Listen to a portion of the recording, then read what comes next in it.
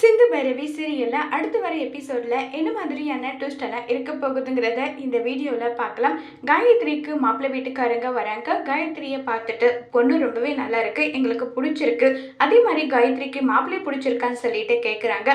உடனே காயத்ரி சைகை மூலியமாவே மாப்பிள்ளை பிடிச்சிருக்குன்ற விஷயத்த சொல்றாங்க. இதை கேட்டதும் வீட்டில் இருக்க எல்லாருமே ரொம்பவே சந்தோஷப்படுறாங்க. ஆமா, மாப்பிள்ளைக்கு எவ்வளோ சொத்து இருக்குன்னு சொல்லிட்டு மகா இந்த கல்யாணத்தை நிறுத்தணும் எண்ணத்திலே கேட்டுட்டு இருக்காங்க. உடனே மகா கேட்டுட்டு இருக்காங்க. அதுக்கு மகா கிட்ட பையன் ஒரு ஸ்கூல்ல வேலை பார்த்துட்டு இருக்கான், மாசம் 20,000 ரூபாய் சம்பளம் கிடைக்கும்னு சொல்றாங்க. என்னது 20,000 ரூபாவா?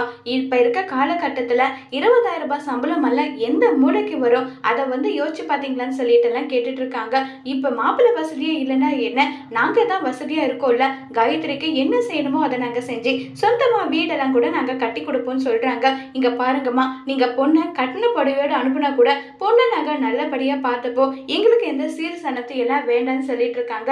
இதை கேட்டதும் அப்படியெல்லாம் விட முடியாது, அதுக்குன்னு என் பொண்ணை என்ன வெறுங்கையோடு அனுப்பிடுவோமா? நீங்கள் எதை நினைச்சு வரி பண்ணாதீங்க, கண்டிப்பாக என் பொண்ணுக்கு என்னென்ன செய்யணுமோ அது எல்லாமே நாங்கள் செஞ்சு தான் அனுப்புவோம்னு சொல்லிக்கிட்டு இருக்காங்க. இதை கேட்டதும் மாப்பிள்ளைங்கள எல்லாம் ஓகே பண்ணிட்டு மேரேஜுக்கான எல்லாமே அரேஞ்ச்மெண்ட் பண்ணிக்கிட்டு இருக்காங்க. இப்போ உடனே நம்ம சிந்து ரொம்பவே சந்தோஷப்பட்டுட்டு இருக்காங்க. பைரவி தான் இப்போ ஆறுமுகம் நேராக பைரவி கிட்ட போயிட்டு என்னுடைய தங்கச்சிக்கு ஒரு நல்ல வாழ்க்கை நீ அமைச்சு கொடுத்துருக்க, அதுக்கு நன்றின்னு சொல்றாங்க. இதை கேட்ட பைரவி ரொம்பவே சந்தோஷப்படுறாங்க. அதோடு இந்த ப்ரோமோவை முடிச்சிருக்காங்க.